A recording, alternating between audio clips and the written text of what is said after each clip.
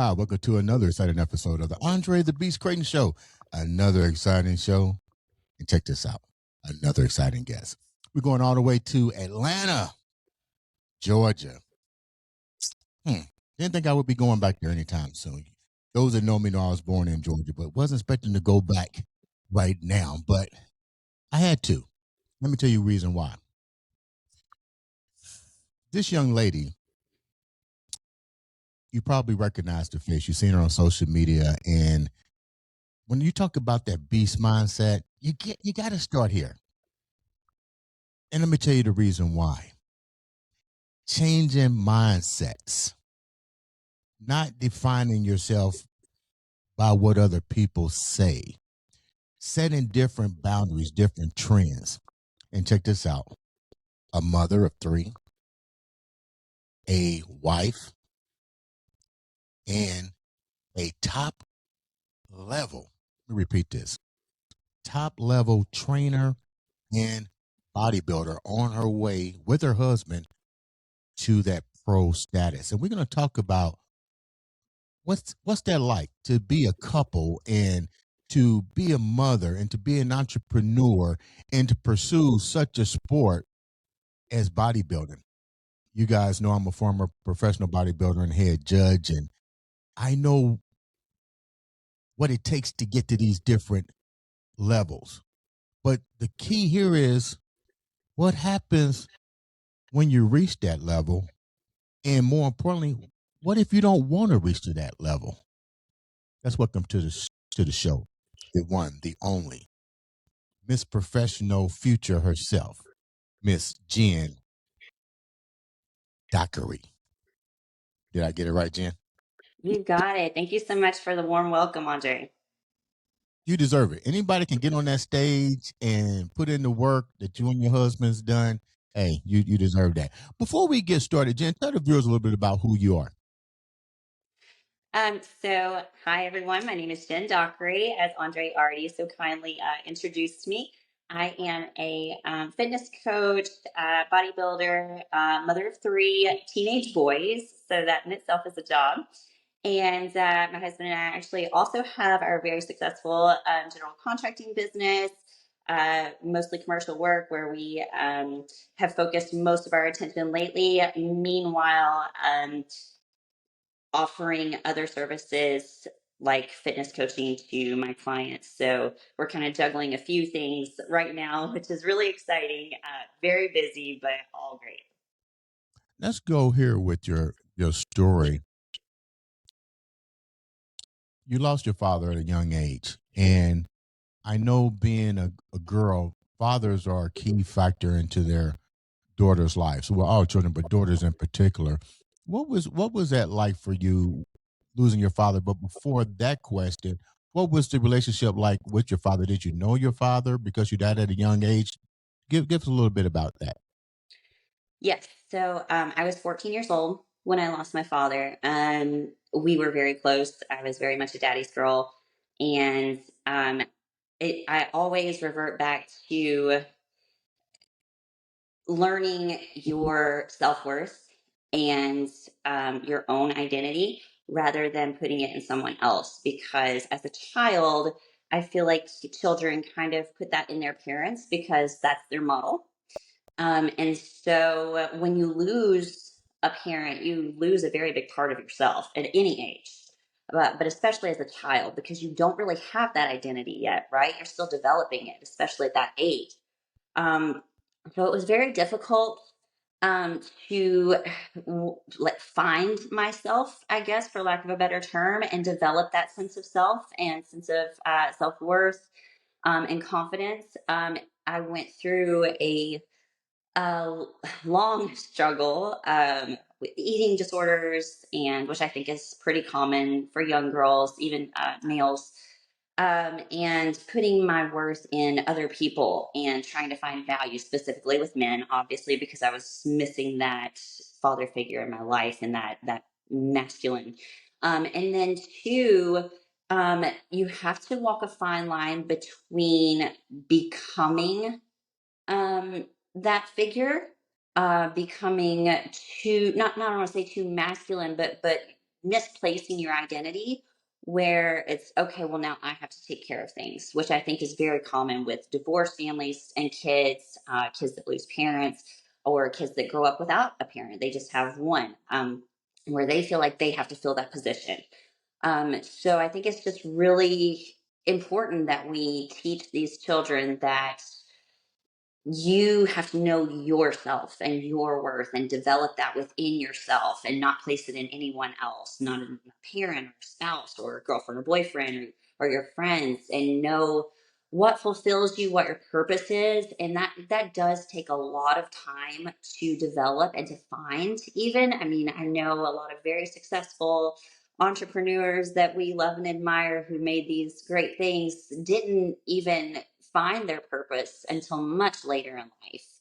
Um, but for me, finding my purpose was definitely, I don't want to say in the gym, but through fitness. So I hate to connect it to the gym because I know a lot of people either have, like they're intimidated by the gym or they don't have a gym in their area. So without me saying I went to the gym and found myself there and found my purpose there, I found myself with health and fitness, and learning how to take care of my body, which translated into taking care of my mind, and helped me develop that self-confidence that I needed to, and that purpose, that I was kind of looking for when I lost my father and that part of myself. How old were you when you gravitated to the Uh, gym? You lost your dad at 15, so I'm trying to put a timeline here. So how long I was were you away before? How long did it take you to get into the gym? I was 28 when I started working out. When I joined the gym, I had gone to the gym a few times, with friends or boyfriends or whatever, and I liked it, but I wasn't really, I was always really lean, and I felt like, oh, I don't need the gym, which is another mindset thing that I really like to preach to everyone, especially young women, because a lot of young women look at the gym like, oh, that's what boys do. That's not. I don't need that. But it's so important. It's so important for everyone, especially women, because it's so much harder for us to develop muscle, because of our hormones, and you need that. Your body needs that. Muscle tissue. I've heard people refer to it as the organ of longevity. Right. So if you want a nice long life and you want to be healthy, like, it's very important to have that. So it took me a little while to realize that I needed it and get out of that whole mindset where, oh, that's not for me. Mhm. But once I did, it was life changing. I just absolutely fell in love with it. When I tell you, I have one rest day per week and I'm miserable that one rest day because I miss my gym. Let me So it becomes, you make it a lifestyle, you make it a habit, and like I said, it's really just my purpose, and it fulfills me. And it doesn't have to be that for everyone, but I think right. that with that whole mindset is just finding that one thing that really does it for you, that you just have a fire for. Let me go back here for a moment so I can make sure that I keep people on the timeline here. Oh yeah, So, sorry. no, you're fine. So, the gym was introduced to you much, much later, from Yes. 15 to 28. Mhm. Losing your father, making girl mistakes or teenage mistakes and stuff. Who actually?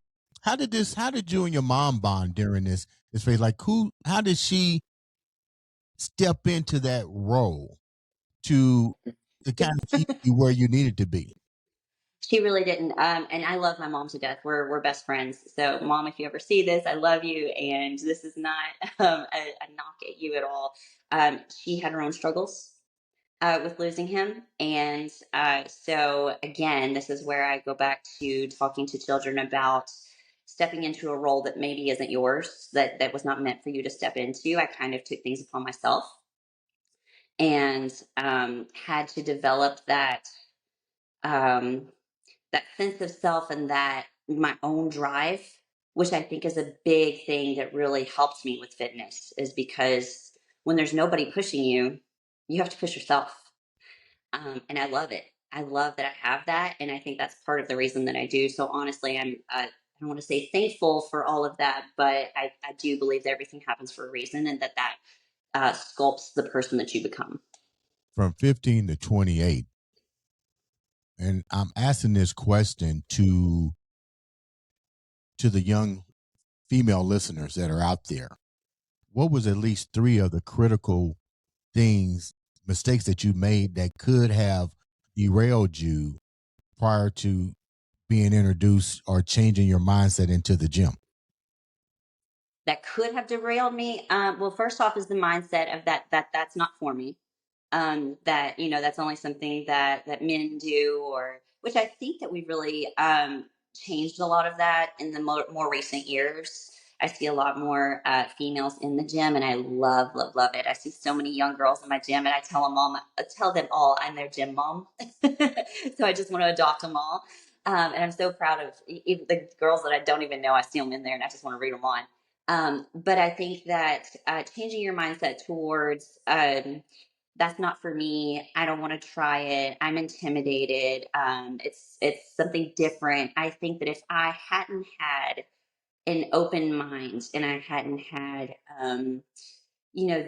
that will or that drive to just try it, what's the hype about? Maybe going to the gym could be for me. So I think that keeping an open mind and an open heart is extremely important.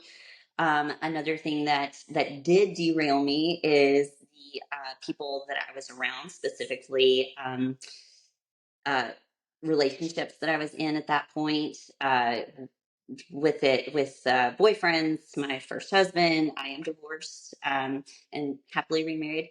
But choosing the right partner is also going to be extremely important in having that support system in either the relationship you're in or your families that you're in. So make sure that you are surrounding yourself with people who will encourage you, and not only encourage you, but what's the word? I don't want to say people who will keep it real. You know, like yeah, you should go to the gym like today, even though you don't feel well, or yeah, you should apply for that job, even though you think you're not qualified. People who will inspire you to be a better person. So if I had those people at that time, I think I would have started much earlier and I would have been on a better path.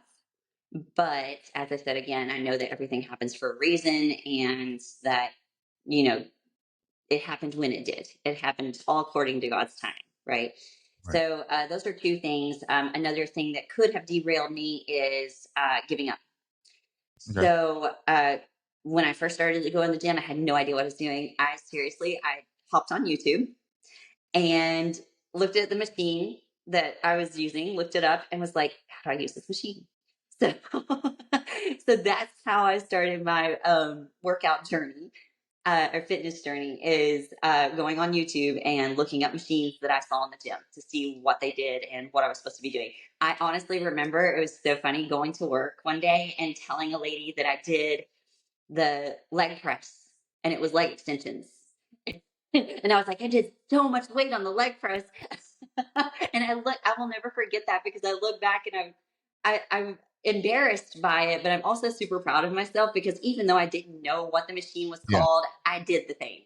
Yeah. And I was sharing it. And that's where my journey began, was sharing um, my love for fitness with my coworkers or anyone who would listen.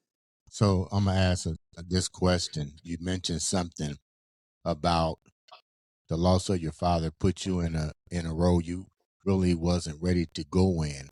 Um, you mentioned your mom. What role did you have to go in to help your mom as she was dealing with her own situation with your father? Because now, like you said, she was dealing with her own stuff, but you're still a child. So when you look back at it now, there's no father. You guys have to somewhat depend on each other. What did you bring to the table to help your mom during this time? Well, she was a single mom who had just lost her husband. So absolutely no blame put on her in any way at all. But she had her own issues and recovery to focus on. And so I kind of feel like I became my own mom. Um, we moved. I put myself through homeschool for the first year. Um, I kept the house clean, did a little bit of cooking, and just kind of took on that parental role, even cleaning up after my brother. so, uh, so that was not, I really don't look at it as a bad thing. I guess to a certain degree you could, but I really don't like to look at things in a negative light because I just don't feel like that's helpful. It's not constructive. So I learned some things that I still do to this day, and maybe I needed to learn at that point, and they did help to develop me into the person that I am. So, but yeah, that was. Let's go here. You get into the gym, and trust me, I know what that's like walking in that very first time. And but now it's different when you walk in the gym the first time, but it's a game changer when somebody brings an opportunity. I'm gonna use myself for example. I went from the Olympic trials injury into the gym.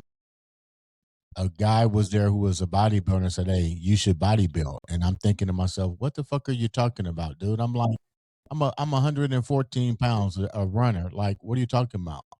And he started educating me. He's like, "Hey, you got the genetics, blah blah blah blah." And I was like, "Can I make any money?" And he was like, "Yeah, you turn pro, you can, but you can make some money." So I said, "Okay, well, let, let's try this venture." So let's talk about you. How did that gym transform you into going into the competitive arena of the sport of bodybuilding? So funny story. Actually, my first competition was in 2017, and I was going to the gym. It was a smaller gym, and happened to meet a very well-known bodybuilder. I don't know if I can say any names on here. Yeah, you can say his Uh, name. I might know him. Bob Ciccarello. I know Bob. Yeah. Yeah, no So Bob. he and his wife and his beautiful daughter, they were all just so sweet, and they kind of took me in, took me under their wings. And he started coaching me, and he was like, "You should compete." So kind of the same thing, just was put in my head like, "Oh, you should compete." Um, and so I did. I was very nervous my first time around, so I didn't do very well that one. I didn't prep as much as I should have. I hadn't developed that mindset that I needed Right. quite yet. I knew I loved the gym. I loved working out, and it was just kind of like, "Hey, you should do it." Okay, yeah, I'll do it. I didn't take it as seriously as I should have. Um, so years later, I meet who would be my husband, and he works out too. And it was just like love at first sight. I was like, "Oh, you work out? Okay, this is gonna go. This is gonna work." So that was actually one of our first dates was in the gym. Um, So let so me let we, me hold that thought for a minute. I'm trying to clear this up. For people who don't know who Bob Ciccarello is, he was yeah, in the movie Dodgeball. The guy was pumping yeah. arms and stuff. But you stopped training with Bob to train with your now current husband? No, no, no, no, no. Let me back up. So Okay. Bob and his family moved. So I lost my coach. Okay.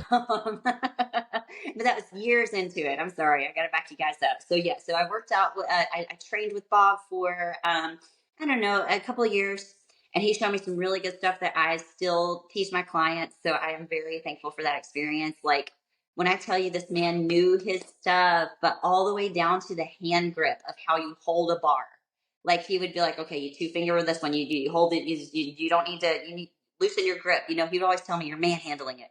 And I was like, "What does that even mean? Like, aren't I supposed to hold on to it?" Um, and not even going to go into that, but I have a whole spiel on how to hold the different pieces of equipment. It's really it's science. It's so crazy. Like people don't realize, "Oh, just go to the gym and lift." No, there's so much to it. Yeah. Um, So yeah, worked out, trained with Bob for a couple years, and then he moved, and I changed gyms a couple of times, and eventually started talking to my now husband, and now we just train together daily. What's that like training with your now husband? Because when you're getting ready for a contest, the worst day in the world is carb depletion, which I think is really funny because I never had to do carb depletion because I watch my nutrition year round. So that was never an issue. I never even did cardio. Those things were never an issue for me. But Oh, rub for it some, in. but for some, it's just great genetics. You know what I mean? And tons of studying. Um, but for some people, I mean, even in this in the field, you hear that, oh God, it's carb day. You know, what was it? What's that like being married and you guys both competing and more importantly, getting ready for a show? What's that like for you two? So, funny story. Actually, we were not married yet, but we were in the process. We were planning our wedding during our prep. So we were going to get married, or we did. We got married the month after our competition. So a lot of strain, a lot of stress. It's like we're a glutton for punishment.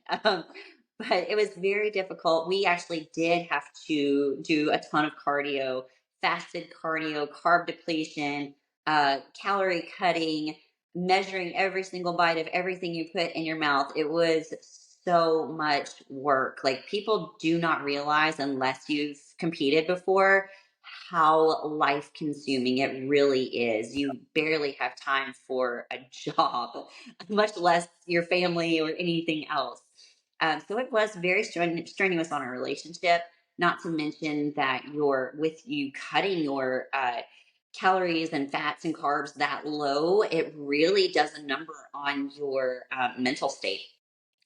So the slightest little thing can just really irritate you, and it did.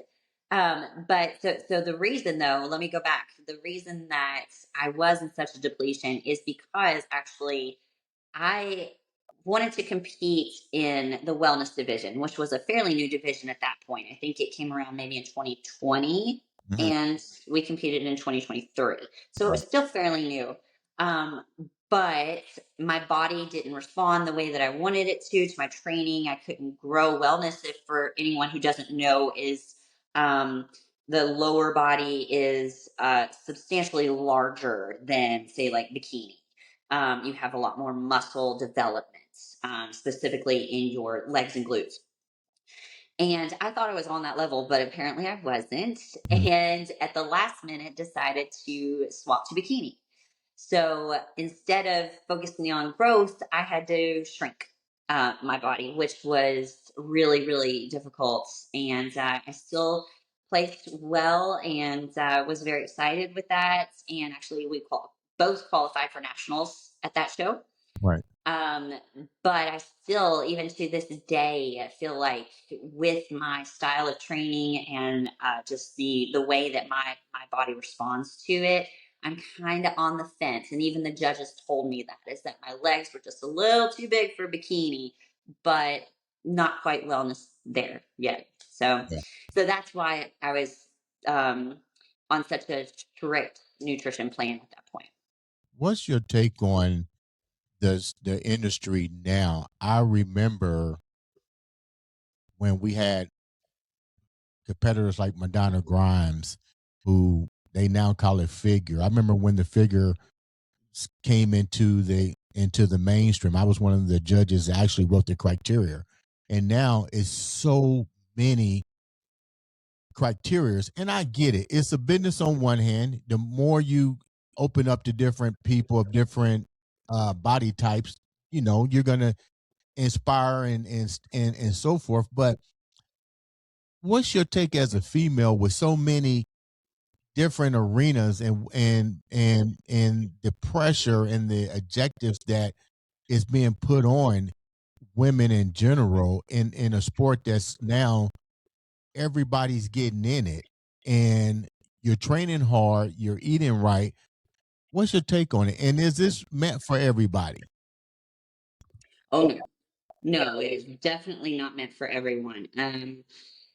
You really have to have a level of discipline that is unmatched to compete. And we have told our friends who have talked to us about competing how just you don't know. You really don't know how much goes into it until you've done it. And so, we don't want to scare anyone off from doing it. Obviously, we encourage, but you just want to be prepared and have the expectation that it's not going to be easy. It was honestly, my husband and I will both say it was one of the hardest things we've ever done in our life is prepping our bodies to be on stage, and to address the women and the criteria.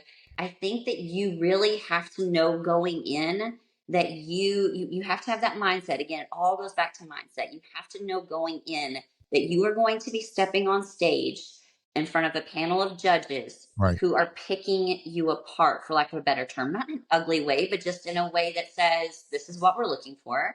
And if you don't match it, then you don't match it. And you can't, it's different for every show because every judge is their own individual person, right? And Right. they know what they're looking for, and maybe what they're looking for is not what they're looking for in another show. So you have to know that going in. It's the same thing with they say with actors and auditions, right? You could be an A+ #1 actor, but if you don't fit that role, you're not getting in that movie. So Right. it's the same thing with stepping on stage in a bodybuilding competition. You could be the most ripped person up there and you could have every muscle, every vein, everything showing. But if they're looking for someone with a little bit of softer figure and maybe some more curves, we'll call it, you're not going to win You that have one. to So I be. think you You have just to have to be. know that going in. You have to be symmetrical. I just had somebody ask me. That too. It's like, well, as a national level judge, Dre, what do you look for when you're teaching other judges?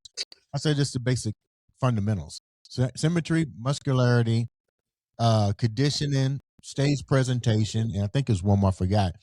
But and you're 100% right. What do you do when you get people that come to you and really have these aspirations of going up on the stage and they get a little shell shock when it's over and they go, well, I thought I should have won. Well, you're right. You got 15 judges sitting there. If you don't meet those criteria, it's not good. What when you're going to inspire somebody, how do you know if somebody's ready to go on the stage? That's like Bob Ciccarello saw you. I can look at somebody and say they got that look. But then I'm asking myself, are they mentally, like you said, prepared to do what it takes to go to those different levels? How do you know who you're looking for and to inspire to go to that next level? Well, obviously, you can tell by looking at someone's shape or their, where they're currently sitting. Like anyone could. I'm not going to say, if you're 30 pounds overweight, don't even bother because you're not going to step on stage. No, that's ridiculous. Like anyone could get to that level with enough discipline, but it goes back to that. It's all about the mindset and the discipline, like, and consistency. So I think that it's just by looking at someone, you don't know, but I knew Bob Chick-Grill and his family, and they knew me, and I think that they saw whatever it was in me, maybe that discipline. They saw me coming in the gym every day. They saw me putting in the work. They saw that I was willing to learn. Um, don't hold it this way. Hold the bar this way. And I just soaked it up. So I think that you have to know someone on a different level, more, their character versus just pointing someone out in the gym and saying, oh, hey, they look good, they should step on stage. You have to know that they want it and that they are willing to make the sacrifices necessary to do it. Let me ask you this question. We see the social media is flooded with figure models of all ages, bodybuilders of all ages. But let's get real. Some women don't like that. You run into I'm not calling them haters. Some women just feel that's not feminine, and I'm pretty sure you get the good and the bad and the ugly. What are some of the bad things that people say to you, and what are some of the good things that you say? How do you deal with it in general? Well, as I said before, I really don't focus on the negative. I'm overall I mean, I'm realistic, but I'm a pretty positive person. And so I know that everyone has an opinion and you could be you could be a runway model and they'll say, "Oh, she looks thick. She's too skinny." Mm. You could be, a little on the thicker side and they'll say, "Oh, she needs to lose weight." You could be a bodybuilder and they say, "Oh, she looks like a man." So I know that everyone has an opinion and some people just like to express them more often than others. And that's their choice, Yeah, right? I can't stop them and I'm not going to try to. Why would I waste my time arguing with someone to try to get them to change their mind when they already have their mind made up, right? So I think right, it's a mindset thing. You have to look at it like, okay, that's your opinion. I understand. It's if I'm not your taste, then that's fine. Like you have to be so concrete and know who you are and right. know your own worth that anyone's opinion does not It doesn't matter. phase you. So and again, like I know I always go back to the gym and fitness, but that really the act, the simple act when you just think about it of picking up a heavy dumbbell. When you used to not be able to pick that heavy dumbbell up, but you proved to yourself that you could pick that heavy dumbbell up and you could do reps with it. You overcame that obstacle. You proved to yourself that you are stronger than you think you are. Hmm. It's all mindset. Let me go here. You a mother, three boys. Yeah. Wow. How do you jiggle three boys, being a trainer, being an entrepreneur, and keeping them on the right track? And how do they feel about both of their parents being in the sport? So they actually work out with us, which I love. My husband and I both firmly believe in leading by example. So it's not, obviously sometimes it's do as I say and not as I do, because no one's perfect. But we really try to lead them to take care of themselves mentally and physically. My son actually wants to be a therapist. So we're super proud of him because he just wants to help everybody and he wants to inspire people to take care of their mental health. So that's our oldest. And then they work out with us. They don't eat quite on the same meal plan as us, I bet you but we don't. try to keep them, as healthy as possible. Um, and we're a fit family. That's actually how I do a lot of my social media stuff. As I was, hey, fit fam, because we're the fit fam. Um, so we love it, and we're trying to lead by example, and we love that they have that in them and they see that. Mm. And again, it goes back to showing them that they're capable of more than maybe they thought they were, and that they can try new things, Right. like going to a gym that maybe they've never been to before, and that they can overcome obstacles, and that they have discipline and work ethic. And we've really seen it translate into because they're teenagers, so they have jobs. And we've really been so proud watching them use that in their workplace. Mhm. They have this amazing work ethic that I did not have at their age, and I love seeing it. Now, my next question before we wrap up, you took a hiatus, you and your husband, to focus on, his construction business in Atlanta, focus on your career as a trainer and raising your three boys. Is there is there aspirations on trying to take it to the biggest pinnacle in bodybuilding, which is at pro status? You and your husband both competed. I know what it takes to get there. I've done it. It's a bitch. I also know that It's not money at the end of that rainbow, um, unless you create wealth from that opportunity. So my question here is: have you and your husband both sat down and decided if you want to go back into it to pursue that goal, or you stay where you're at and say, you know, it's a good journey. I liked it. I did it. You know, I'm gonna continue to doing where I'm at. I'm gonna still keep that fitness mindset, but that may be something that we don't want to get to right now. Right now, definitely no. I can tell you right now that at this point in our lives, our company is 90 miles an hour. So we are definitely focusing on that. And I don't see bodybuilding in his future, but potentially in mine. Again, I go back to being on the fence between divisions.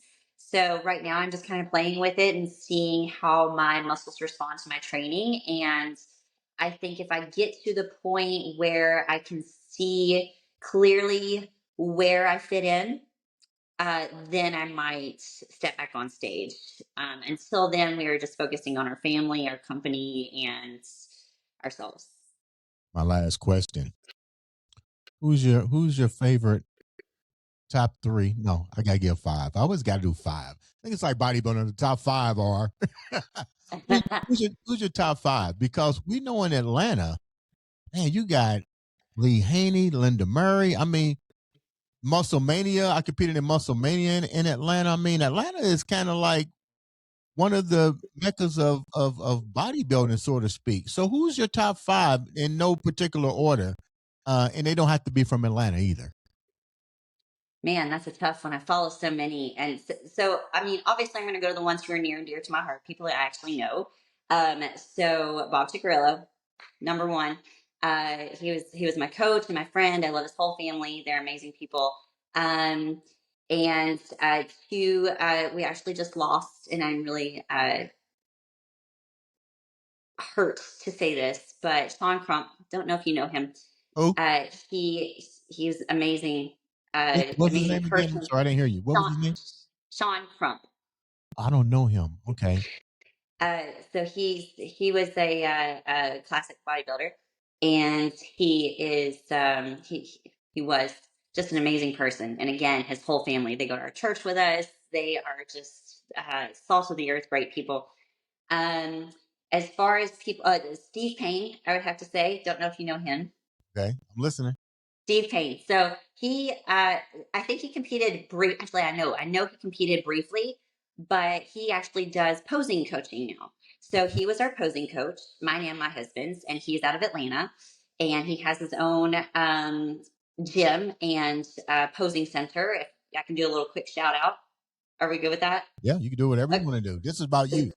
Okay, so House of Pain. Anybody, if you are near Atlanta and you want some good posing coaching, please go see Steve Payne. Not only does he teach the posing, but he is actually the person behind the stage. I don't know what the term for it is, but he kind of like directs everything. Mhm. So very knowledgeable. And when I tell you, working with him was like made a night and day difference with both my husband and I, because he, just like you, took it back to the mindset. Yeah. He would tell you, instead of saying stretch your pull your shoulders back and stretch your torso, he would say make yourself tall. Yeah. And I was like, oh, Yeah. make myself tall. Okay. So now I can feel it. I'm doing it right now. I can feel my abs and everything leaning out. I can feel my shoulders coming back. So he had a really great way of teaching you how to do the posing. And if you've never competed before, you you posing is right up there with nutrition and training, if not beating it, because it's everything how you present your package, right? It's like when you go to a restaurant, they can throw a hamburger on a plate, or they can dress it up nicely, and it's all about presentation. Mhm. um, so Steve Payne, so we got Chickarillo, we got Sean Crump, we got Steve Payne. So two people that I actually don't know, but I absolutely adore. Arishna Ayala. I have no idea how to pronounce her last name. Urishna. She is a wellness bodybuilder. and she actually just came back to the scene. She was out for a couple of years, and I love her. I love her figure, her package, everything she presents. She's so confident, and she's really a role model for me. She is a wellness competitor, and then because I'm on the fence, I'm going to throw in a bikini girl in there as well, Amy Delgado. Love, love, love her. She's beautiful. She's everything. I've watched her social media, and not only is she a competitor, but she's also a mom, and so I love that about her as well. Yeah, Amy's a bad sob, man. She, Man, she's just everything. She's gorgeous. yeah, yeah.